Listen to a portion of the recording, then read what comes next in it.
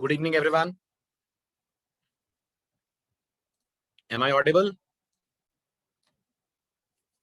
Good.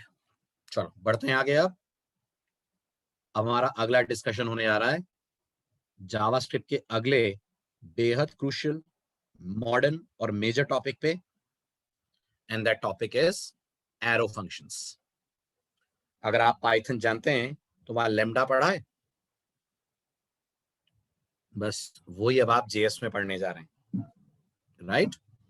चलिए ये बताइए, जावास्क्रिप्ट में अभी तक आपने फंक्शंस बनाने के कितने तरीके पढ़े? फटाफट जवाब दीजिएगा। अभी तक जावास्क्रिप्ट में फंक्शन बनाने के कितने तरीके पढ़े? बहुत बढ़िया, 2 तरीके पढ़े। क्या है पहला तरीका? पहला तरीका है आप रेगुलर फंक्शंस बनाएं। क्या है दूसरा तरीका? दूसरा तरीका है आप एनोनिमस फंक्शंस बनाएं, है ना?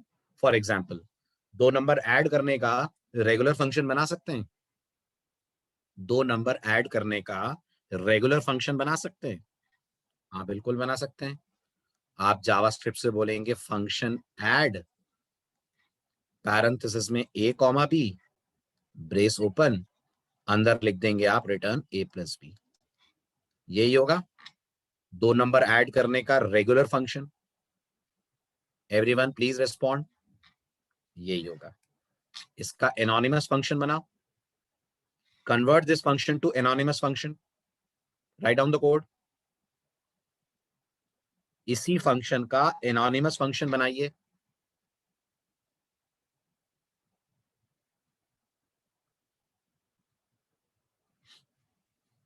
इतना time? Very good. Let add equal to function. Function तो लिखना ही पड़ेगा ना, एनोनिमस होगा तब भी, राइट? पैरेंथेसिस में a comma b, right? Curly brace open, अंदर return a plus b। Return भी लिखना पड़ेगा ना, लिखना पड़ेगा ना, ब्रेसेस भी लगाने पड़ेंगे ना, ब्रेस, रिटर्न, फंक्शन, ये सब लिखना पड़ेगा ना। अगर आप इन सब से बचना चाहते हैं तो जेएस आपको एक तीसरा तरीका देती है। किसने इंट्रोड्यूस करा ये तीसरा तरीका? ये तीसरा तरीका ES6 ने इंट्रोड्यूस करा। क्या नाम है इस तीसरे तरीके का? इस तीसरे तरीके का नाम है एरो फंक्शन। यानी एनोनिमस का रेगुलर फंक्शन पे क्या फायदा? एनोनिमस का रेगुलर फंक्शन पे क्या फायदा? कहने से कोड थोड़ा सा छोटा हो जाता है, थोड़ा सिंटेक्स में रिलैक्सेशन मिल जाता है। कैन आई से दिस? एनोनिमस करते हैं तो जल्दी जल्दी बोलो। एनोनिमस फंक्शन का रेगुलर फंक्शन पे क्या फायदा? फटाफट बोलिए। कहने से इनका सिंटेक्स रेगुलर से थोड़ा छोटा होता है, बोल सकते हैं। जैसे कि नाम नहीं लिखना पड़ता फंक्शन का, ओके? और अगर आपको इससे भी छोटा सिंटेक्स चाहिए, फर्दर रिड्यूस करना है सिंटेक्स को, तो क्या यूज करेंगे? आप यूज करेंगे एरो फंक्शन। तो एरो का प्राइमरी बेनिफिट क्या है? एरो फंक्शन का प्राइमरी बेनिफिट है to save developers time, right? आपका टाइम बचाने का काम करते हैं एरो फंक्शन। कुछ चीजें एरो फंक्शन में इम्प्लिसिट होती हैं, बताने की जरूरत ही नहीं होती, अपने आप जेएस समझ जाती है उन चीजों को देखकर। चलिए स्टार्ट करें अब इसका डिटेल डिस्कशन। इंट्रोडक्शन समझ आया? गुड। सो एरो फंक्शन के बारे में पहली बात, एरो फंक्शंस ES6 के अंदर एक नया सिंटेक्स है फंक्शंस बनाने का। ये हमें रेगुलर या एनोनिमस फंक्शन को और एक नए तरीके से लिखने में हेल्प करते हैं। एंड एज आई सेड, इसका सबसे बड़ा बेनिफिट ये होता है कि ये डेवलपर का टाइम बचाने का काम करते हैं। Another question is arrow function बनाते कैसे हैं? नोटिस कीजिए, एरो बनाने का तरीका है आप सीधे पैरेंथेसिस खोलेंगे। गौर करिएगा, पैरेंथेसिस के पहले क्या नहीं आएगा? पैरेंथेसिस के पहले क्या नहीं आएगा? ना फंक्शन कीवर्ड आएगा, ना फंक्शन का नाम आएगा। दोनों गायब हैं, देख पा रहे हैं? ना फंक्शन कीवर्ड आएगा, ना फंक्शन का नाम आएगा, दोनों गायब हैं। इसके बाद पैरेंथेसिस के अंदर आर्ग्यूमेंट्स आएंगे, और गौर से देखिए, पैरेंथेसिस के बाद कुछ दिख रहा है? दिख रहा है? ये सिंबल, ये किससे मिलकर बना है? ये है असाइनमेंट ऑपरेटर और ग्रेटर देन। क्या बुलाते हैं इसको? Can anyone tell me? इसको बुलाते हैं फैट एरो। ये जावास्क्रिप्ट ने इसको नाम दिया है फैट एरो। याद रखिएगा ये वाला एरो नहीं है। समझ आ रहा है सबको? ये नहीं है ये। इसको बनाना है इक्वल टू और ग्रेटर देन से, ऐसे बनाना है ये, right? That is why the name is fat arrow. इसको फैट एरो बोलते हैं। उसके बाद करली ब्रेस, और करली ब्रेस के अंदर आपके फंक्शन की बॉडी। फॉर एग्जाम्पल ध्यान दीजिए, इसमें ना फंक्शन कीवर्ड है ना फंक्शन का नाम है, तो क्या बचा? बचे आर्ग्यूमेंट्स जो पैरेंथेसिस में आप दे रहे हैं, followed by a fat arrow, और करली ब्रेस के अंदर आपके फंक्शन की बॉडी। Is this clear? ठीक है, एग्जाम्पल देखते हैं। एक रेगुलर फंक्शन जो दो नंबरों को ऐड करेगा, या एक एनोनिमस फंक्शन जो दो नंबरों को ऐड करेगा। एक बार फिर से इन दोनों को बनाते हैं। एक रेगुलर फंक्शन अगर दो नंबर ऐड करेगा तो होगा function add a comma B, curly brace open, return a plus B. ऐसे ही होगा। एक एनोनिमस फंक्शन होगा let add equal to function, parenthesis में a comma B, brace open, return a plus B. अगर इसी का आपको एरो बनाने को कहा जाए, इसको एरो में कन्वर्ट कीजिए, तो गौर करिए इसका जो एरो फंक्शन का वर्जन बनेगा वो बड़ा सिंपल बनेगा। लेट ऐड एरो में भी रहेगा, ध्यान दीजिए, इज इक्वल टू एरो में भी रहेगा। फंक्शन कीवर्ड आएगा? जल्दी जवाब दें। नहीं आएगा, हट जाएगा। पैरेंथेसिस आएगा? आएगा। ए कॉमा बी। करली ब्रेस आएगा? करली ब्रेस बिल्कुल आएगा। और करली ब्रेस के अंदर स्टेटमेंट आएगा रिटर्न ए प्लस बी, और ये करली ब्रेस आपका बंद हो जाएगा। ओके, हाँ एरो भी आएगा, बिल्कुल सही, बिल्कुल सही, बिल्कुल सही। इस करली ब्रेस के पहले आएगा एरो, फैट एरो। समझ आया? इस करली ब्रेस के पहले आएगा फैट एरो, नहीं ऐड के बाद एरो नहीं आएगा, ऐड के बाद इक्वल टू आएगा। समझ आ रहा है चंद्र प्रकाश? ऐड के बाद अगर एरो आ गया तो गड़बड़ हो गई, सिंटेक्स एरर। हाँ हाँ, आ रहे हैं अदनान, आराम से। आर्गुमेंट नहीं हो तो क्या होगा, एक आर्गुमेंट हो तो क्या होगा, दो होंगे तो क्या होगा, धीरे धीरे करके चलते हैं। अभी फिलहाल जो दिख रहा है वो क्लियर है? ठीक है, अब इन तीनों का कॉल एक ही जैसा जाएगा, ये भी समझ आ रहा है? इन तीनों का कॉल एक ही तरह से जाएगा। कैसे? console.log add 10,20, right? ये कॉल तीनों के लिए वैलिड है, इसके लिए भी वैलिड है, इसके लिए भी वैलिड है, और इसके लिए भी वैलिड है। समझ आया? प्रैक्टिकल पे आऊं, फिर आपको इसके और वेरिएशंस बताता हूं। अभी अगर आप ध्यान से देखें तो खाली एक ही बेनिफिट दिख रहा है ना, बस फंक्शन कीवर्ड हटा है, और तो कुछ नहीं दिख रहा है एनोनिमस के कंपैरिजन में। सब कुछ तो वैसा ही है, खाली एक फंक्शन कीवर्ड ही तो हट गया है, लेकिन इसके और बहुत सारे फायदे हैं। तो सीधे प्रैक्टिकल पे चलते हैं। ये है एरो का पहला एग्जाम्पल जो आपने अभी अभी डिस्कस करा। ठीक है, अभी इसको इस फॉर्म में मैं नहीं ला रहा हूं, अभी इसको आप नॉर्मल फॉर्म में देखें जैसे आपने अभी इसको नोटिस करा था, और यहाँ एक सेमीकोलन। ठीक है, हाँ अभी देखते हैं रिटर्न कहाँ लिखता है, कैसे लिखता है, अभी बात करते हैं। तो ये आपका एरो फंक्शन हो गया। अब जैसे ही आप इसको रन करोगे, एज एक्सपेक्टेड स्क्रीन पे आपको सम दिख जाएगा विच इज 15। ठीक है, अब एरो में कुछ और ऑप्शंस आपको जावास्क्रिप्ट प्रोवाइड करती है, कुछ और वेराइटीज प्रोवाइड करती है। क्या वेराइटी प्रोवाइड करती है जावास्क्रिप्ट, उसके लिए अपन स्लाइड में चलते हैं। स्लाइड क्या कह रही है देखिए। स्लाइड ये कह रही है, वॉच केयरफुली, कि अगर आपके एरो फंक्शन की बॉडी में सिर्फ एक स्टेटमेंट है और आप उस स्टेटमेंट से कुछ रिटर्न कर रहे हैं, तो आपको ब्रैकेट और रिटर्न ये दोनों ही लगाने की आवश्यकता नहीं है। पढ़ा आपने ध्यान से? अगर आपका एरो फंक्शन सिर्फ एक स्टेटमेंट अपने अंदर लेकर बैठा है और आपको स्टेटमेंट से वैल्यू रिटर्न करानी है, तो आपको रिटर्न और करली ब्रेस भी लगाने की आवश्यकता नहीं है। What I want you to understand is, ये वाले कोड में लास्ट वाले कोड की बात कर रहा हूं, कुछ और सिंप्लीफिकेशन हो सकता है? कुछ और सिंप्लीफिकेशन हो सकता है? यस, हो सकता है। क्या सिंप्लीफिकेशन हो सकता है? ये कर्ली ब्रेस हटा दीजिए, ये रिटर्न भी हटा दीजिए, और एरो के ठीक सामने लिख दीजिए a+b सेमीकोलन। अपने आप जावास्क्रिप्ट को समझ में आ जाएगा कि ये जो a+b है, इसके पहले क्या लगा हुआ है? इसके पहले अपने आप रिटर्न लगा हुआ है। लेकिन याद रखिएगा, ये शॉर्टकट कब चलेगा? ये तभी चलेगा जब एक लाइन हो। समझ रहे हैं मेरी बात? ये शॉर्टकट तभी चलेगा जब एक लाइन हो। रिमेंबर दिस, अगर एक से ज्यादा लाइन है तो कर्ली ब्रेस भी लगेगा, रिटर्न भी लगेगा। कर्ली ब्रेस भी लगेगा और रिटर्न भी लगाना पड़ेगा अगर रिटर्न करना है तो, राइट? और नहीं लगाया रिटर्न तो, एक से ज्यादा लाइनें हैं, कर्ली ब्रेस लगाया, रिटर्न नहीं लगाया, तो फिर जेएस अपने पुराने स्टाइल पे आ जाएगी और अनडिफाइंड रिटर्न कर देगी। आ रही है मेरी बात समझ? इसलिए अगर एक लाइन है तो ये शॉर्टकट काम करेगा, एक से ज्यादा लाइन है तो कर्ली ब्रेस में मल्टीपल लाइंस ही आपको लिखनी पड़ेंगी, और रिटर्न कराने के लिए रिटर्न लिखना ही पड़ेगा। ठीक है, तो जरा देखिए इसका एक्चुअल कोड समझ आ रहा है? क्लियर है जो स्लाइड में दिख रहा है? क्लियर है। अगला वेरिएशन जो आप कर सकते हैं, जेएस ये भी कहती है कि अगर एरो फंक्शन का सिर्फ एक पैरामीटर है, सिर्फ एक पैरामीटर, तो आप पैरेंथेसिस हटा सकते हैं।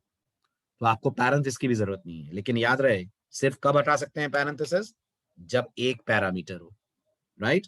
एक से ज्यादा पैरामीटर हो तो, एक से ज्यादा पैरामीटर हो तो,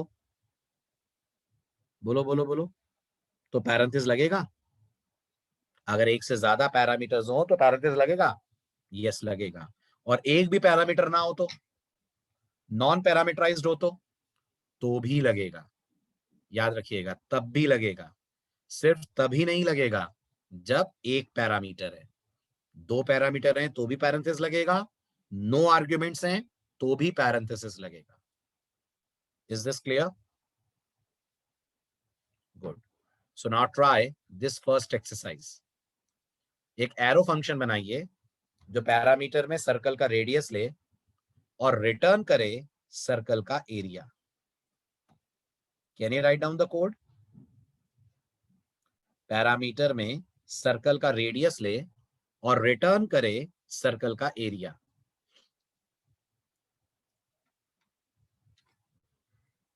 लिख के दिखाओ।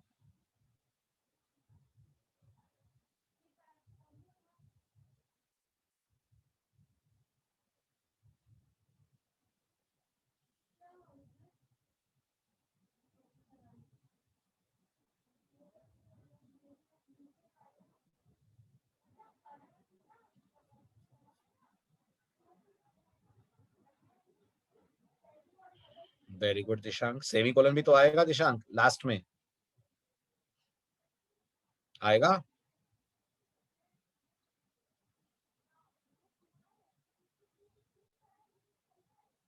बिल्कुल सही।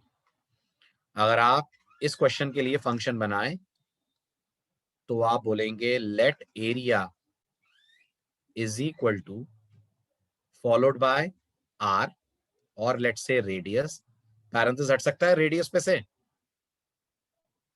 हट सकता है। फैट एरो, फैट एरो के बाद सीधे 3.14, इसलिए क्योंकि अभी अपने मैथ ऑब्जेक्ट को एक्सप्लोर नहीं करा है।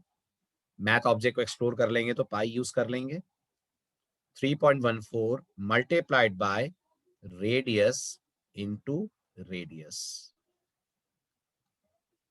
राइट? लास्ट में सेमीकोलन। कॉल कैसे करेंगे एरिया को? कॉल कैसे करेंगे एरिया को? तो कॉल करेंगे आप by writing document dot right, ठीक, फॉलोड बाय बैकटिक। बैकटिक में आ जाएगा area of circle with radius 5 is dollar curly brace, और कर्ली ब्रेस के अंदर आ जाएगा एरिया, पैरेंथेसिस के अंदर आपकी वैल्यू लेट से 5, कर्ली ब्रेस बंद, बैकटिक बंद, पैरेंथेसिस सेमीकोलन बंद। समझ आया कोड? ये रहा इसका एक्चुअल वर्जन। ऑब्जर्व इट और बताइए अगर कोई डाउट है तो। नहीं है तो आगे बढ़े। क्लियर है जो स्क्रीन पे दिख रहा है?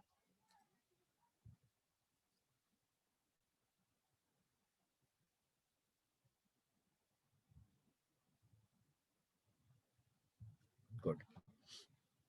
अगला ध्यान से बनाना, एक एरो फंक्शन बनाओ जो एक इंटीजर ले, चेक करे वो इवन है कि ऑड है।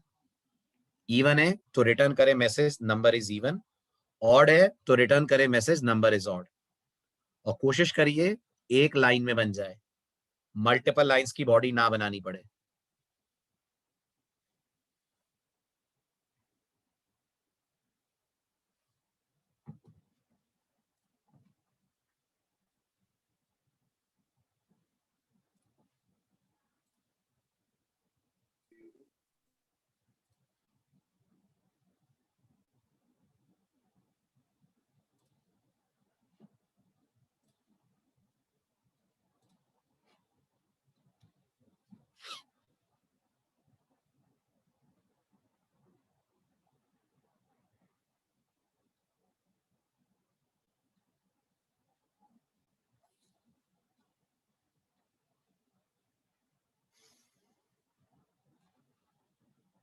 एक लाइन का इफ थोड़ी होता है नावेद।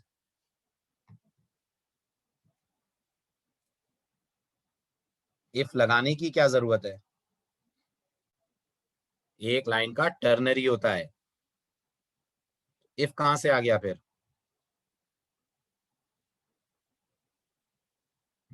इफ ज्यादा हो गया।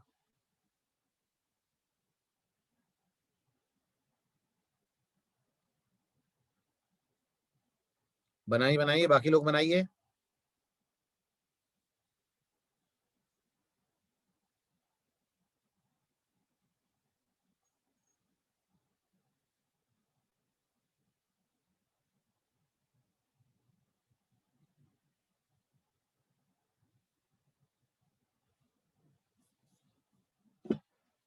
रिटर्न करना है आशुतोष, रिटर्न करना है अपन को मैसेज कि नंबर इवन है। डॉक्यूमेंट डॉट राइट थोड़ी लिखना है वहां।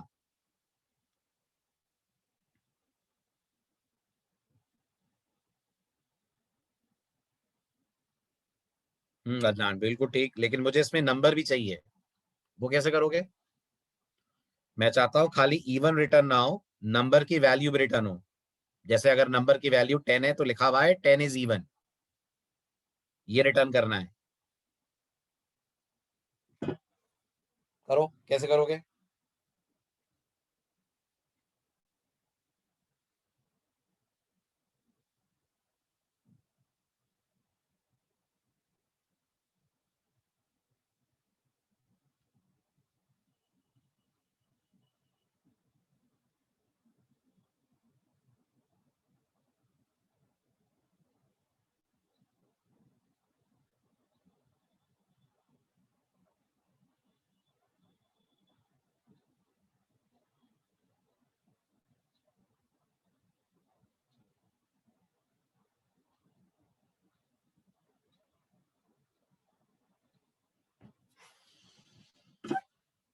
Very good.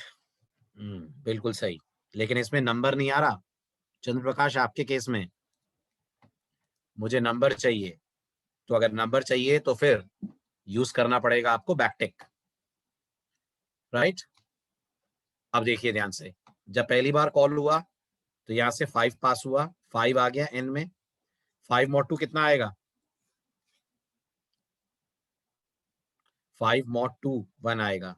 कंडीशन फॉल्स तो कोलन के बाद वाला पार्ट चलेगा। ये डॉलर एन से क्या होगा? डॉलर एन देगा 5। आगे मैसेज कंकैटिनेट हो जाएगा इज ऑड, और जेएस अपने आप इसके पहले रिटर्न लगा देगी। तो 5 इज ऑड रिटर्न होकर वहां आ जाएगा जहां से कॉल आया। तो डॉक्यूमेंट डॉट राइट में प्रिंट हो जाएगा 5 इज ऑड, और 10 के केस में प्रिंट हो जाएगा 10 इज इवन। रन कीजिए and you will get the output 5 is odd 10 is even. Clear है? चलिए अब आते हैं एरो फंक्शन के साथ कुछ शर्तें भी हैं, कुछ रेस्ट्रिक्शंस भी हैं। क्या रेस्ट्रिक्शंस हैं? आपने लास्ट लेक्चर में दिस पढ़ा था राइट। अगर आप किसी फंक्शन के अंदर दिस यूज करते हैं तो दिस किसको रेफर करता है? बहुत बढ़िया, विंडो ऑब्जेक्ट को। किसी मेथड के अंदर दिस यूज करते हैं तो दिस किसको रेफर करता है? कॉलिंग ऑब्जेक्ट को। लेकिन याद रखिएगा, एरो फंक्शंस के पास दिस तो होता है, लेकिन प्रॉब्लम ये है, इनका जो दिस है वो मेथड बॉडी में रहकर भी कॉलिंग ऑब्जेक्ट को रेफर नहीं करता है, वो मेथड बॉडी में रहकर भी विंडो ऑब्जेक्ट को ही रेफर करता है। I repeat my words, arrow functions में दिस तो होता है, लेकिन ये दिस मेथड बॉडी में रहकर भी, याद रखिएगा, कॉलिंग ऑब्जेक्ट को रेफर नहीं करता है। यहाँ कॉलिंग ऑब्जेक्ट कौन है? यहाँ कॉलिंग ऑब्जेक्ट कौन है? यहाँ कॉलिंग ऑब्जेक्ट पर्सन है। तो ये दिस पर्सन नहीं है, ये दिस इस समय कौन है? ये दिस इस समय विंडो है। क्या विंडो में एफ नेम है? क्या विंडो में एफ नेम है? नहीं है। तो क्या आउटपुट आएगा? वेरी गुड, दोनों का आउटपुट आएगा अनडिफाइंड अनडिफाइंड। ये भी अनडिफाइंड है ना, दिस डॉट एज, राइट। इसलिए एरो फंक्शंस नॉर्मली लोग मेथड बनाने के लिए यूज करना प्रेफर नहीं करते हैं। आपको करना है आप कीजिए, no one is stopping you, लेकिन नॉर्मली एरो फंक्शंस यूज होते हैं for stand alone functions, not for methods, क्योंकि मेथड्स के कई सारे बेनिफिट्स एरो के कारण आपसे वापस ले लिए जाते हैं। For example, every method has this which refers to the calling object, but अगर एरो फंक्शंस को मेथड्स की तरह यूज करा जाए तो आपको दिस आउटर ऑब्जेक्ट यानी विंडो ऑब्जेक्ट को रेफर करता हुआ मिलेगा। First point clear? आ रहे आर्ग्यूमेंट्स एरे नहीं होता है, आर्ग्यूमेंट्स तो होते हैं। ठीक है, चलूं आगे। समझ आ रहा है जो स्लाइड में लिखा हुआ है? जो पॉइंट्स लिखे हैं वो भी क्लियर है? पढ़ लीजिए, जो पॉपअप आया है वो क्लियर है? राइट। दूसरा, जावास्क्रिप्ट में हर फंक्शन के पास, हर मेथड के पास एक आर्ग्यूमेंट्स नाम का एरे होता है, जो जावास्क्रिप्ट अपने आप प्रोवाइड करती है बिना आपके मांगे। बट अनफॉर्चुनेटली एरो फंक्शंस के पास आर्ग्यूमेंट्स एरे नहीं होता है। याद रहेगा, एरो फंक्शंस के पास आर्ग्यूमेंट्स एरे नहीं होता है, राइट। Do remember this.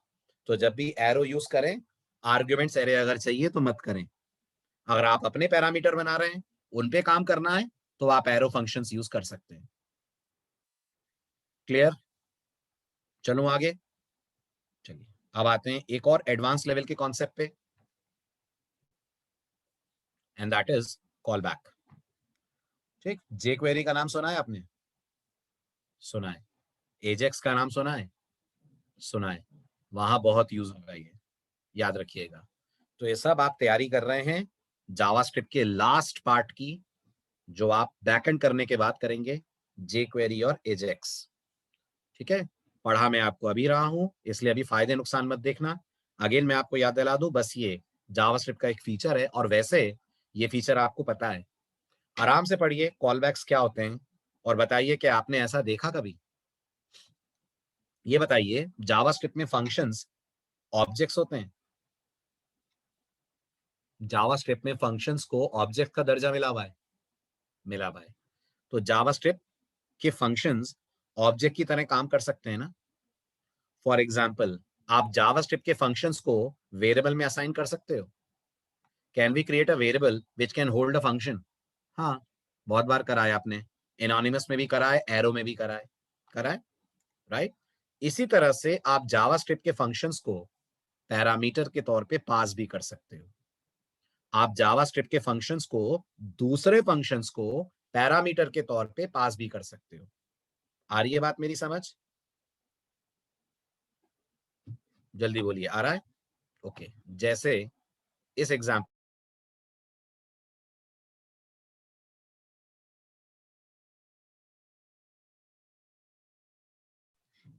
और मैंने स्टेटमेंट लिखा डॉक्यूमेंट डॉट राइट। राइट अपने आप में एक फंक्शन है, फंक्शन मेथड कुछ तो है ना, जल्दी बोलिए, है। और इसके पैरामीटर में मैंने लिखा पार्स आईएनटी ए। तो मैंने राइट को parse INT as an argument pass करा कि नहीं? मैंने राइट को parse INT as an argument pass करा कि नहीं? बिल्कुल नहीं करा। अव्वल दर्जे के चापलूस होते जा रहे हो आजकल आप लोग। कुछ भी उठ पटांग में बोलता हूं उसमें हाँ में हाँ मिला रहे हो। आपको लग रहा है जो मैं बोल रहा हूं वो मैं कर रहा हूं? आपको लग रहा है मैंने पार्स आईएनटी को राइट को एज एन आर्गुमेंट पास करा है? ध्यान से लगाओ दिमाग और बताओ, क्या मैंने पार्स आईएनटी को राइट को एज एन आर्गुमेंट पास करा है? फिर किस धुन में पढ़ते रहते हो? तो कुछ भी पढ़ा के चला जाएगा, पढ़ लोगे? फिर कहां गई आपकी जागरूकता? मैंने वो नहीं करा है जो मैं बोल रहा हूं। मैं बोल कुछ और रहा हूं, कर कुछ और रहा हूं, और आप हाँ में हाँ मिलाए जा रहे हो। दिमाग लगाओ। इस कोड को जब रन करोगे आप, तो पहले पार्स आईएनटी कॉल होगा। बताओ कॉल होगा कि नहीं होगा? पार्स आईएनटी रिटर्न करेगा 20, करेगा। तो डॉक्यूमेंट डॉट राइट को 20 जाएगा कि पार्स आईएनटी जाएगा? तो फिर कैसे आप मेरी हाँ में हाँ मिला रहे थे? ये वो नहीं है। फिर ध्यान से पढ़ो थ्योरी क्या कह रही है। पढ़ो ध्यान से। बात हो रही है हम पूरा फंक्शन एज एन आर्गुमेंट पास कर दें। यानी आपने फंक्शन का कॉल पास करा है। मैं कॉल पास करने की बात नहीं कर रहा हूं। मैं बात कर रहा हूं पूरा पूरा फंक्शन एज एन आर्गुमेंट पास करना। जैसे सुनिए ध्यान से, अगर मैं इसी एग्जाम्पल को ऐसे करता,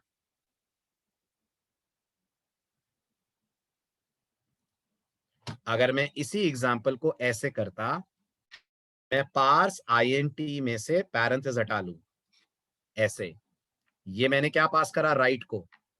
ये मैंने function as an argument pass करा। हालांकि टेक्निकली ये गलत है। समझ आ रहा होगा आपको? गलत इसलिए है क्योंकि पार्स आईएनटी बिना आर्गुमेंट के तो चलता ही नहीं है ना। लेकिन जो मैं समझाना चाह रहा हूं वो यही है। जो मैं समझाना चाह रहा हूं वो यही है। अब अगर मैं आपसे पूछूं ये पार्स आईएनटी इस वक्त क्या है, तो जावास्क्रिप्ट की भाषा में ये पार्स आईएनटी बनता है कॉल बैक।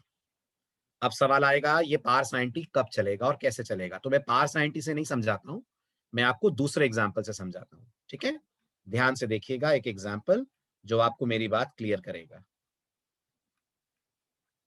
ठीक है, इमेजिन करिए मेरे पास एक फंक्शन है जिसका नाम है f1। इस फंक्शन के अंदर मैंने अलर्ट डाला हुआ है हेलो। ओके, मेरे पास एक और फंक्शन है जिसका नाम है f2। Watch very carefully. मेरे पास एक और फंक्शन है जिसका नाम है f2। ये बड़ा टिपिकल टॉपिक है इसलिए इसको आराम आराम से पढ़ना। एक और फंक्शन है f2 जो पैरामीटर में कुछ लेता है, जो पैरामीटर में कुछ लेता है। अब इमेजिन करिए मैं जब f2 को कॉल करूंगा तो मैं उसे पैरामीटर में हाई भेज सकता हूं, भेज सकता हूं ना? तो हाई पी में आ जाएगा कि नहीं? आ जाएगा। अगर मैं चाहूं तो f2 को हाई की जगह 10 भेज सकता हूं, 10 पी में आ जाएगा। इसी तरह से ध्यान देना, इसी तरह से जावास्क्रिप्ट आपको ये पावर देती है कि 10 और हाई की जगह आप यहां से f1 भेज सकते हो। गौर करिएगा मैंने f1 पे पैरेंथेसिस लगाया है? नहीं लगाया है, नहीं लगाया है। अभी बताइए अगर फंक्शंस ऑब्जेक्ट हैं तो f1 उस ऑब्जेक्ट का एड्रेस हुआ? अगर फंक्शंस ऑब्जेक्ट हैं तो f1 उसका रेफरेंस हुआ ना, उसका एड्रेस हुआ ना। तो यहां क्या पास कर रहे हो आप f2 को? क्या पास कर रहे हो? f1 का एड्रेस। और मैं एक बात और बता दूं, फायदा नुकसान की तरफ मत भागना। समझ आ रहा है ना मेरा पॉइंट? बिल्कुल ये गलती मत करना कि आप ये सोचने लग जाओ सर इसका बेनिफिट क्या है। बेनिफिट बहुत जबरदस्त है, पूरी जे क्वेरी इस पे बेस्ड है, इसलिए बेनिफिट अलग से समझेंगे। अभी सिर्फ कॉन्सेप्ट पे ध्यान दो। ओके, तो यहां आपने क्या पास करा? f2 को एड्रेस पास करा आपने f1 का। ये एड्रेस p में आ गया, आ गया।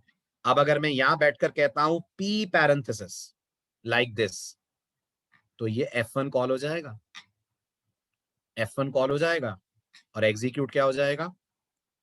एग्जीक्यूट हो जाएगा ये अलर्ट स्टेटमेंट। जबकि इमेजिन करिए अगर मैंने F2 में F1 ऐसे करा होता तो क्या होता? जल्दी बोलिए। अगर मैंने F2 को कॉल करते वक्त ऐसे करा होता तो क्या होता? तो पास अनडिफाइंड होता ना अनडिफाइंड पास।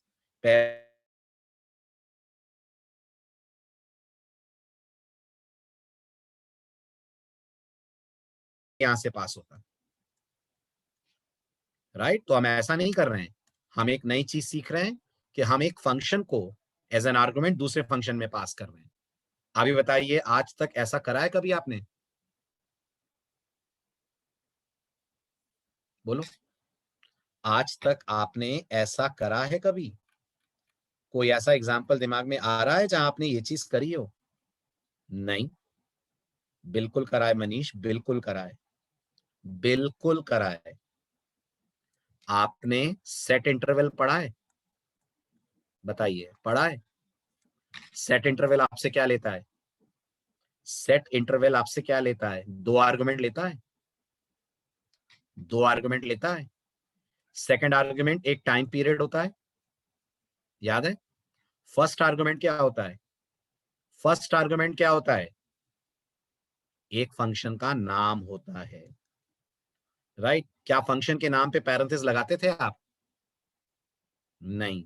तो ये क्या था? ये क्या था? ये था कॉल बैक। इसको बोलते हैं जेएस की भाषा में कॉल बैक। और ये फंक्शन जिसको आप पास कर रहे हो, ये यानी कि सेट इंटरवल, ये खुद सेट इंटरवल, ये कहलाएगा हाई ऑर्डर फंक्शन। क्या कहलाएगा सेट इंटरवल? सेट इंटरवल कहलाएगा हाई ऑर्डर फंक्शन। तो अभी जो F2 और F1 वाला एग्जांपल मैं आपसे डिस्कस कर रहा था, जरा उस एग्जांपल को वापस ले आते हैं। यस यस, सब जगह दिखेगा आपको, सब जगह दिखेगा, बिल्कुल। शॉर्ट में भी ऐसा ही किया था अपन ने, बट शॉर्ट तो अपन ने समझा ही नहीं था, लेकिन सेट इंटरवल तो समझा था ना। शॉर्ट तो समझा ही नहीं था तो शॉर्ट तो याद आ नहीं सकता, बट सेट इंटरवल तो अपन ने प्रैक्टिस भी करी थी। आप इस कोड को देखिए और बताइए, व्हाट इज F2? जो अभी आपने थ्योरी पढ़ी उसके अनुसार F2 is high order function. What is F1? F1 is a call back, right? अब आप थोड़ा और आगे की सोचो, और आगे की सोचो। इस F1 की जगह हम लोग इसका एनोनिमस वर्जन पास कर सकते हैं। इस F1 की जगह हम लोग इसका एनोनिमस वर्जन पास कर सकते हैं, बिल्कुल कर सकते हैं। और एरो बना के भी पास कर सकते हैं, एरो फंक्शन। यानी जेएस की पावर देखी आपने? जेएस की पावर कहती है आप पूरा पूरा कोड एज एन आर्गुमेंट एक फंक्शन को पास कर सकते हो, पूरा पूरा कोड एज एन आर्गुमेंट एक फंक्शन को पास कर सकते हो। बाकी जगहों पर तो आपने वैल्यू पास होते हुए देखा है ना, फंक्शंस को as an argument value pass होती है ना। अब क्या पास होगा? अब फंक्शन को एज एन आर्गुमेंट पूरा पूरा कोड पास होगा। और जब किसी फंक्शन को पूरा कोड एज एन आर्गुमेंट पास होता है, तो वो जो कोड पास हो रहा है वो क्या कहलाता है? वो कहलाता है कॉल बैक। वो कहलाता है अपने आप में कॉल बैक। ठीक है, अब इसका डिटेल्ड एनालिसिस करते हैं। देखिए ध्यान से, ये है इसका स्टैंडर्ड सिंटेक्स। ठीक है, तो या हाई ऑर्डर फंक्शन कौन है? या high order function function one है। ओके, तो ये बताइए फंक्शन वन कॉल हो रहा है, हाँ या ना? यस, फंक्शन वन कॉल हो रहा है, साथ में कुछ आर्गुमेंट जा रहे हैं और फंक्शन टू जा रहा है। क्या फंक्शन टू भी कॉल हो रहा है? नहीं, फंक्शन टू कॉल नहीं हो रहा है। फंक्शन टू का एड्रेस जाकर यहां पर कॉपी हो जा रहा है। ओके, अब हम फंक्शन वन की बॉडी में कुछ इनिशियल प्रोसेसिंग करने के बाद फंक्शन टू को कॉल कर सकते हैं। फंक्शन वन की बॉडी में कुछ इनिशियल प्रोसेसिंग करने के बाद फंक्शन टू को कॉल कर सकते हैं। यस, अब मैं आपको इसे एक एग्जांपल से समझाता हूं, देखिए ध्यान से। सबसे पहले एक रेगुलर जेएस फंक्शन से शुरू करते हैं। एक फंक्शन बनाना है जो दो नंबर ले, उन्हें मल्टीप्लाई करे और मल्टीप्लाई करने के बाद रिजल्ट प्रिंट करे, बन जाएगा एक रेगुलर जेएस फंक्शन जो दो नंबर ले, मल्टीप्लाई करे और उनका प्रोडक्ट कंसोल पे प्रिंट करे। कुछ ऐसा ही होगा, आराम से देखिए। सिंपल है ना ये। यहां कहीं कॉल बैक नहीं है, ये भी समझ आ रहा है? यहां कहीं कॉल बैक नहीं है। ठीक है, अब अगला सवाल पढ़िए ध्यान से। क्या कह रहा है अगला सवाल, बताइए जल्दी बोलिए। अभी आपने गौर करा होगा, मल्टीप्लाई सिर्फ मल्टीप्लिकेशन का रिजल्ट प्रिंट कर रहा है कि नहीं कर रहा है ना? मैं चाहता हूं मल्टीप्लाई मल्टीप्लाई करने के बाद कोई और फंक्शन कॉल करे, कोई और ऑपरेशन परफॉर्म करने वाला फंक्शन कॉल करे, तो हम उस ऑपरेशन वाले फंक्शन को मल्टीप्लाई को एज एन आर्गुमेंट भेज सकते हैं। भेज सकते हैं जैसे, ध्यान से सुनना। मैं चाहता हूं मल्टीप्लाई करने के बाद मैं ये चेक करूं कि जो प्रोडक्ट आया है वो इवन है कि ऑड है। मल्टीप्लाई करने के बाद मैं ये चेक करूं कि जो प्रोडक्ट आया है वो इवन है कि ऑड है, और इवन ऑड चेक करने का फंक्शन अलग है। दिमाग में पिक्चर बन रही है? इवन ऑड चेक करने का फंक्शन अलग है, दिमाग में पिक्चर बन रही है? राइट। तो अब देखिए हमारा कोड कैसा होगा। सबसे पहले हम मल्टीप्लाई बना लेते हैं, ध्यान से देखना। ये मैंने मल्टीप्लाई बनाया, मल्टीप्लाई ने ए और बी एज एन आर्ग्यूमेंट लिए, और यहां पर सी के अंदर ए इंटू बी डाला। इतना क्लियर है? मल्टीप्लाई क्लियर है? राइट। फिर मेरे पास ये एक और फंक्शन है इवन ऑड। ये मेरे पास एक और फंक्शन है इवन ऑड। ये कितने आर्गुमेंट लेगा? ये एक आर्गुमेंट लेगा एन। इसके ऊपर लगाएगा इफ एल्स चेक करने के लिए। अगर एन मॉडलो डिवीजन टू 0 आता है तो ये कह देगा console dot log even number, otherwise ये कह देगा console dot log odd number. समझ आ रहा है आप सबको? अब इसको चलाने का एक नॉर्मल तरीका ये होगा कि मैं पहले मल्टीप्लाई कॉल करूं, मल्टीप्लाई से आंसर रिटर्न करवाऊं, ऐसा ही होगा ना? मल्टीप्लाई से आंसर रिटर्न करवाऊं, है ना? तो मैं यहां पे लिखूं x इक्वल टू मल्टीप्लाई, पास करूं उसे 2 और 3, और x को फिर मैं पास करूं इवन ऑड को। राइट, ये नॉर्मल वे है, इसमें तो डाउट नहीं है ना किसी को? ठीक है, अब इसका कॉल बैक वर्जन देखिए। इसका कॉल बैक वर्जन देखिए। इसका कॉल बैक वर्जन ये है कि क्या हम मल्टीप्लाई को एज एन आर्ग्यूमेंट पास कर सकते हैं इवन ऑड का नाम? जवाब दीजिए हाँ या ना। कर सकते हैं मल्टीप्लाई को इवन ऑड का नाम? कर सकते हैं। हमारा कॉल क्या हो जाएगा फिर? हमारा कॉल हो जाएगा मल्टीप्लाई, पहला आर्ग्यूमेंट 2 किस में जाएगा? 2, एवरीवन प्लीज रेस्पॉन्ड। ए में जाएगा, 3 बी में जाएगा, और ये जो लास्ट आर्ग्यूमेंट है इसकी जगह मैं क्या पास कर रहा हूं? इसकी जगह मैं पास कर रहा हूं इवन ऑड। अब मुझे बताइए इस इवन ऑड को कौन रिसीव करेगा? इस इवन ऑड को ये पी रिसीव करेगा। Now tell me, inside multiply क्या मैं पी के साथ पैरेंथेसिस लगाकर सी पास कर सकता हूं? कर सकता हूं। ये पी किसको कॉल करेगा? ये पी कॉल करेगा इवन ऑड को। पैरामीटर में क्या पास होगा? पैरामीटर में पास हो जाएगा सी। आ रही है बात समझ? अब इसका बेनिफिट सोचिए। आपको लगेगा सर इतना टिपिकल करने का फायदा क्या है? सोचिए, जो आपका पिछला वाला स्टाइल था, जो आपका पिछला वाला स्टाइल था, उसमें मल्टीप्लाई से आंसर आने के बाद कोड आगे बढ़ रहा था ना? जो पिछला वाला स्टाइल था, मल्टीप्लाई से आंसर आने के बाद कोड आगे बढ़ रहा था ना? इमेजिन करिए जो आगे वाला कोड आपने लिखा है, इसका मल्टीप्लाई से कोई लेना देना नहीं है। जो आपने आगे कोड लिखा है मल्टीप्लाई के कॉल के बाद, इसका मल्टीप्लाई से कोई लेना देना नहीं है। तो क्या इसे वेट करना चाहिए मल्टीप्लाई के आंसर आने का? नहीं करना चाहिए ना। आप ये चाहोगे ना कि आगे वाला कोड फटाफट रन हो जाए, चाहे मल्टीप्लाई टाइम ले या ना ले? जल्दी बोलो, चाहोगे ऐसा? नहीं चाहोगे? चाहोगे। उस केस में क्या काम करेगा? उस केस में काम करेगा ये कॉल बैक। अब आप याद करिए, बिल्कुल ऐसा सेट इंटरवल है, बिल्कुल इसी कॉन्सेप्ट पे सेट इंटरवल बेस्ड है। हाँ बिल्कुल है, देखो ध्यान से। जब आप सेट इंटरवल कॉल करते हो आप उसे पास करते हो एक फंक्शन f और यहां लिखते हो आप 1000। क्या जावास्क्रिप्ट यहां आकर रुक जाती है या आगे का कोड चलाती है?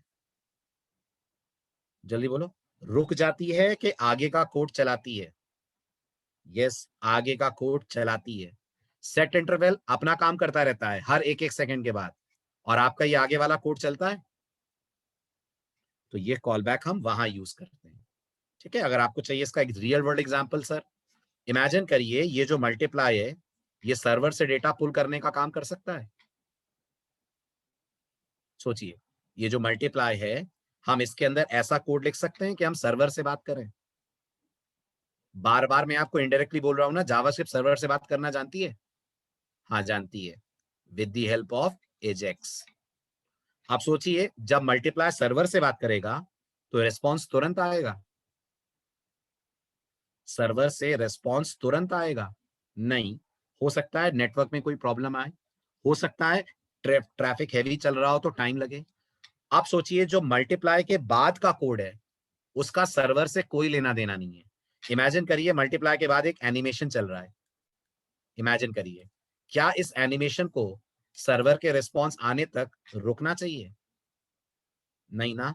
आप चाहोगे ना यूजर के सामने ये एनिमेशन, म्यूजिक, गेम जो भी चल रहा है वो अलग चले और मल्टीप्लाई अपना काम अलग करे, राइट? लेकिन ये सोचिए, जो इवन ऑड है ये तो तभी चलना चाहिए ना जब मल्टीप्लाई का काम हो जाए, राइट? तो इवन ऑड को आपने पास कर दिया एज कॉल बैक। दिमाग में पिक्चर बन रही है कॉल बैक्स कहां यूज होते हैं, इनका क्या बेनिफिट होता है?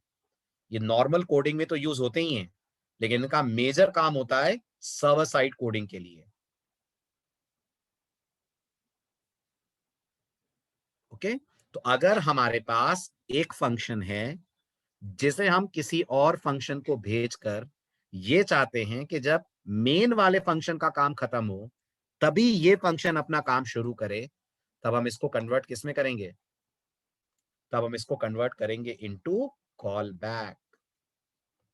आया समझ? पॉइंट क्लियर हुआ?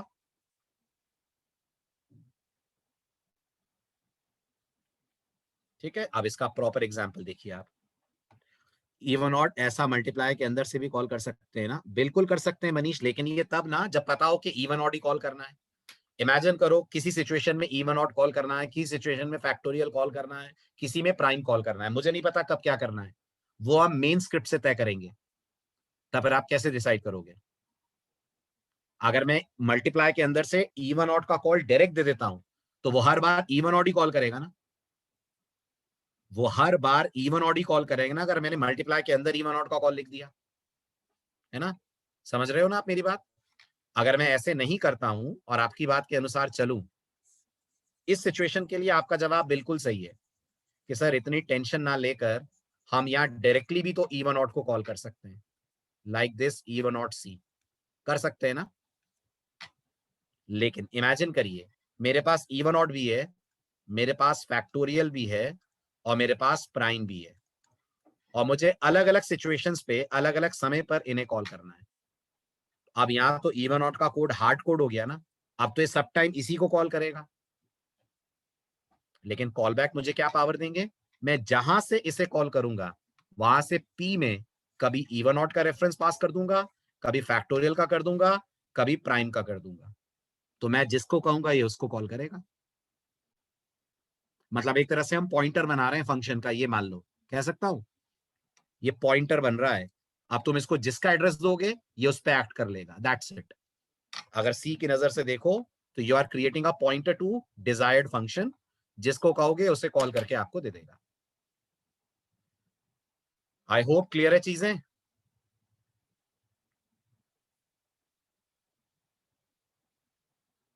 गुड, आप नोटिस करिए, ये है आपका कॉल बैक का एग्जाम्पल, प्रॉपर एग्जाम्पल।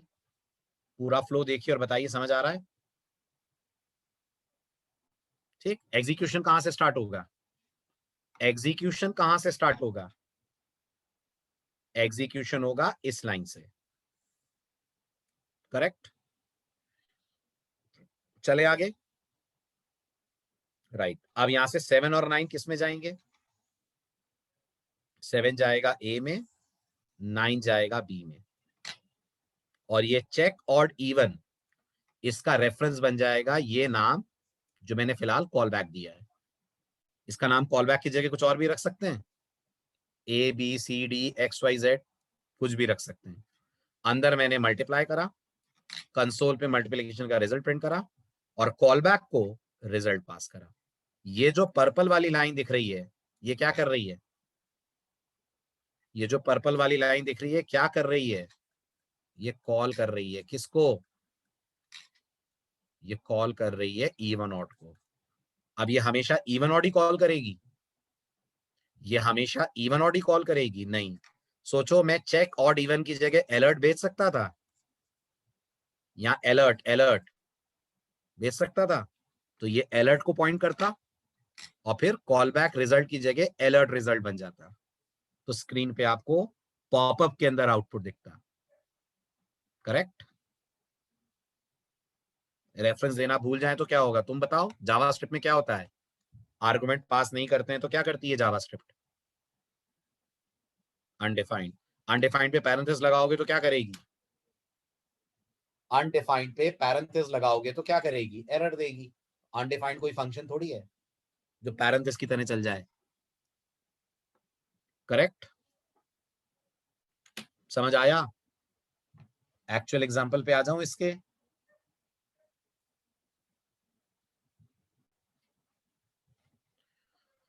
ये रहा इसका VS कोड के अंदर का एग्जांपल।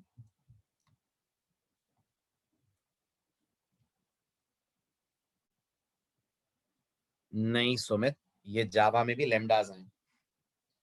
जावा में भी ये लेमडा फंक्शंस के नाम से ही पॉपुलर हैं, बट ये जावा में ऑफ लेट ऐड हुए हैं और इसे बोलते हैं मॉडर्न जावा। फैक्ट्री मेथड अलग है, फैक्ट्री मेथड तो ऑब्जेक्ट रिटर्न करता है। ये जावा में भी अवेलेबल हैं, बट इन्हें जावा में बोलते हैं लेमडा फंक्शंस या एनोनिमस फंक्शंस।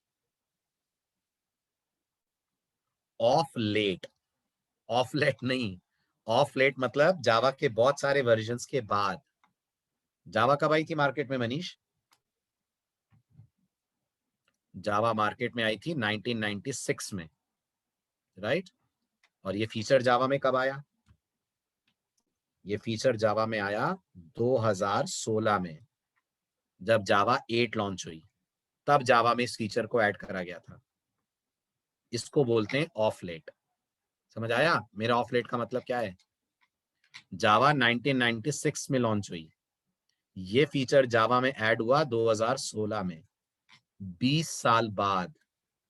जावा दुनिया की वो आखिरी लैंग्वेज है जिसने इस फीचर को सपोर्ट करा है। जावा से पहले पाइथन, पाइथन में ओरिजिनली ये फीचर था। लैम्डा फंक्शन पाइथन के फर्स्ट वर्जन थे। जावास्क्रिप्ट भी नोटिस करिए 1999 में लॉन्च हुई है और जावास्क्रिप्ट ने ये फीचर 2015 में ही दे दिया था, राइट? तो जावास्क्रिप्ट में भी बहुत पहले से है, पाइथन में भी बहुत पहले से है, जावा में ही सबसे बाद में आया ये। क्यों? क्योंकि जावा नाक नहीं कटाना चाहती थी अपनी। कैसी नाक? जावा ऑब्जेक्ट ओरिएंटेड है ना, और लैम्डा फंक्शंस फंक्शंस की तरह काम करते हैं। लेकिन जब प्रोग्रामर्स ने फोर्स करा, जब सारे लोगों ने बोला कि पाइथन वाले तो फंक्शन को एज एन आर्गुमेंट पास कर लेते हैं, उनका कोड छोटा हो जाता है, तब जावा ने अपने आप को कंपटीशन में बनाए रखने के लिए इस फीचर को सपोर्ट करा। इसलिए तो मैं कह रहा हूँ जावा 8 बहुत इंपॉर्टेंट है। कंपनी में कोई किसी और वर्जन ऑफ जावा पे काम ही नहीं करता, सब जावा के इस फीचर को यूज करते हैं, मॉडर्न जावा जिसे कहते हैं। यस, जिसे कहते हैं फंक्शनल इंटरफेसेस। फंक्शनल इंटरफेस तो खैर अलग चीज है, वो लैम्डा यूज करने का तरीका है। क्लियर? समझ आ गया?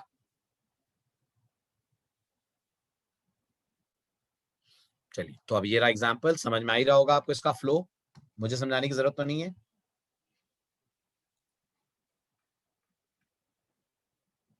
ठीक है, अब ये बताइए ध्यान से, ये जो इवन ऑड मैंने पास करा है, क्या इस इवन ऑड की जगह इसका पूरा कोड पास कर सकते हैं?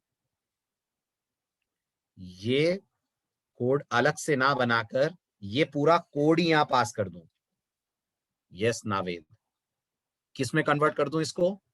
ये इवन ऑड फंक्शन गायब कर दूं और यहां क्या पास कर दूं? यहां पास कर दूं इसका एनोनिमस वर्जन। कैसा दिखेगा कोड? कोड दिखेगा ऐसा। ध्यान से देखिए, दोनों में अंतर दिख रहा है। जो फर्स्ट वर्जन है वो रेगुलर तरीके से बना रहा है ना इवन ऑड को,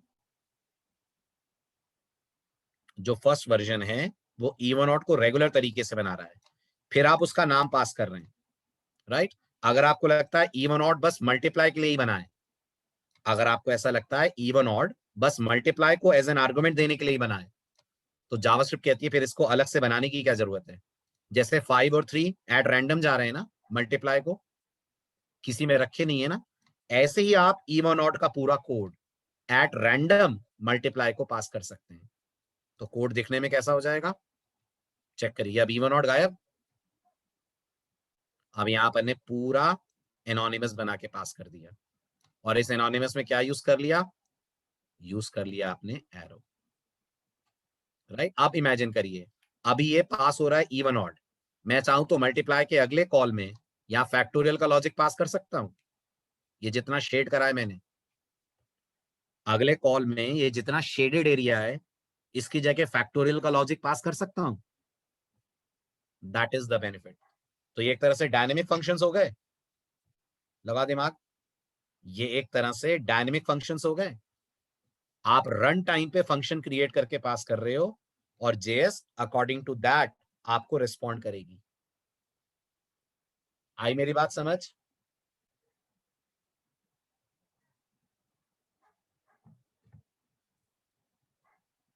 क्लियर हुआ?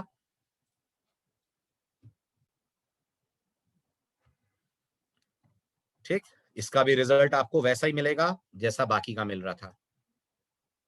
प्रोडक्ट ऑफ 5 एंड 3 मिलेगा, और फिर मिलेगा 15 is odd. I hope it's clear now.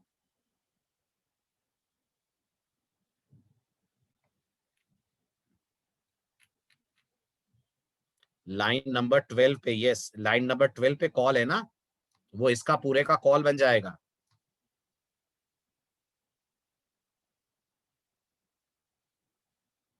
एक बार फंक्शन बना दिया, फिर बॉडी पास करनी हो तो अलग से फंक्शन क्यों बनाया है, इतनी मेहनत क्यों करी है। अगर आपको बॉडी ही पास करनी है तो फंक्शन अलग से बना के क्यों रख रहे हो, डायरेक्ट बॉडी पास कर दो। और अगर फंक्शन अलग से बना के रखा है आपने, तो फिर उसका नाम पास करना ज्यादा बेटर नहीं होगा? क्या कहते हो, नाम पास करना ज्यादा बेटर नहीं होगा? ठीक है, समझ आया? एक और एग्जांपल देखिए, ये भी कॉल बैक है।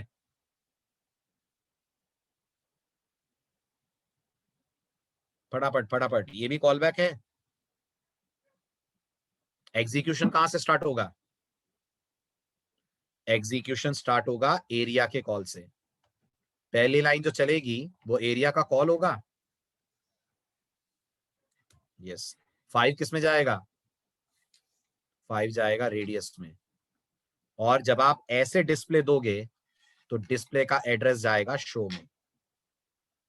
ओके, यहां आपका प्रोग्राम कैलकुलेट करेगा सर्कल का एरिया, और जब आप कहोगे शो एआर, तो शो से डिस्प्ले कॉल हो जाएगा, हो जाएगा। ओके, डिस्प्ले हटा सकते हो, क्या डिस्प्ले को हटा सकते हो? सेम बिहेवियर चाहिए बट डिस्प्ले नहीं चाहिए,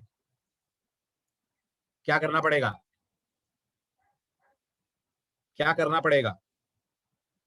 जहां डिस्प्ले कॉल हुआ है वहां क्या पास कर देंगे, जहां डिस्प्ले कॉल हुआ है वहां पास कर दीजिए इसकी बॉडी। लिख के दिखा सकते हैं, लिखो, ये लाइन का कॉल लिखो, मुझे लिख के दिखाओ। लिख के दिखाओ सत्यम, एरिया के कॉल में डिस्प्ले की बॉडी कैसे पास करोगे, दिखाओ।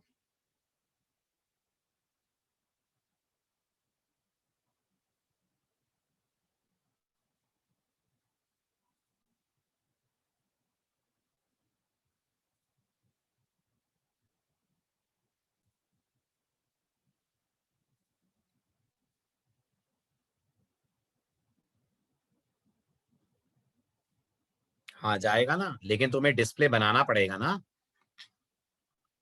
तुम्हें डिस्प्ले अलग से बनाना पड़ेगा ना, ऐसे नॉर्मल वे में।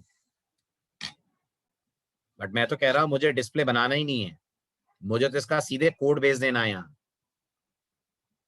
बिल्कुल सही नावेद।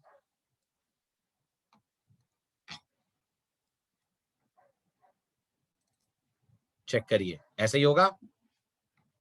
डिस्प्ले हट गया, अब यहां पास कर दिया आपने सीधे एरो फंक्शन, जो पैरामीटर में रिजल्ट ले रहा है और उसे स्क्रीन पे कर रहा है प्रिंट। आ रही है बात समझ? Point clear?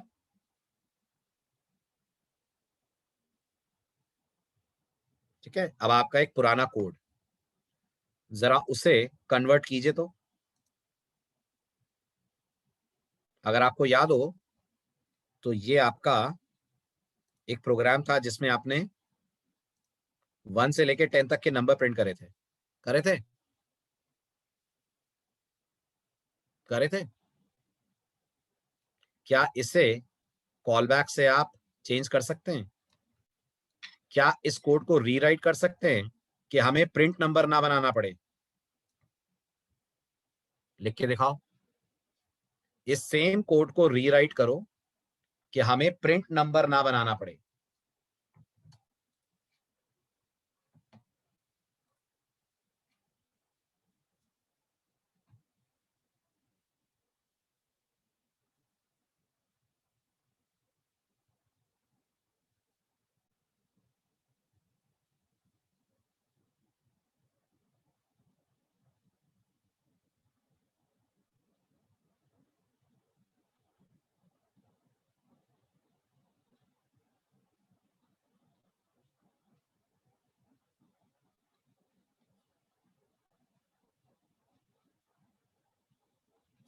इस प्रिंट नंबर की जगह हम डायरेक्ट इसका कोड पास कर सकते हैं क्या? जल्दी बताइए। इस प्रिंट नंबर की जगह डायरेक्ट कोड पास हो जाएगा? बस वही करना है आपको।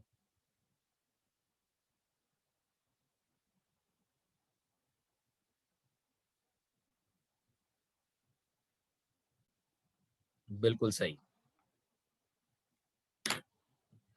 इसे आप कर सकते हैं दो तरह से। चेक करिए, पहला तरीका इसका कुछ ऐसा है।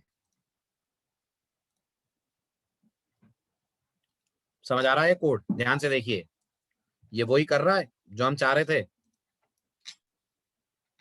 मैंने x नाम का वेरिएबल लिया, सेट इंटरवल में डायरेक्ट एनोनिमस फंक्शन पास कर दिया, तो ये हमारा प्रिंट नंबर ही है, ये जो इतना बड़ा कोड में पास कर रहा हूं। करेक्ट। और अगर हम चाहें तो इसकी जगह एरो भी पास कर सकते हैं, इस पूरे को एरो में कन्वर्ट कर सकते हैं।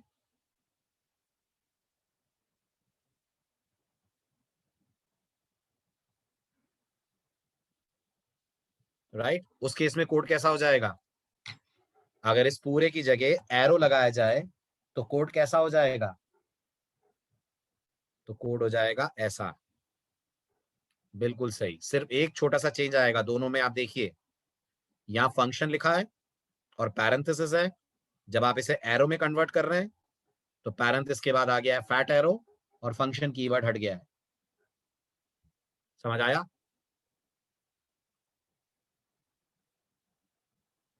That is the power of functions, call back functions. Clear हुआ? हाँ सुमित, क्या डाउट है बताओ। अनम्यूट करो। Good evening sir. Good evening. Sir वो जो 9th वाला एग्जांपल था ना जिसमें हम मल्टीप्लाई कैलकुलेट कर रहे थे तो मल्टीप्लाई, रुक जा खोल दू। मल्टीप्लाई और इवन ऑड वो वाला। हाँ ये है। सर इसमें जब हमने इवन ऑड की मतलब बॉडी मल्टीप्लाई के कॉल करते समय ये मतलब वहीं पर डिफाइन की थी तो उसमें डाउट है वो वाला इससे जो आपने एक पहले। वो वाला ये रहा। हाँ सर इसमें ये जो रिजल्ट में वैल्यू कहाँ से आ रही है ये थोड़ा मुझे डाउट है।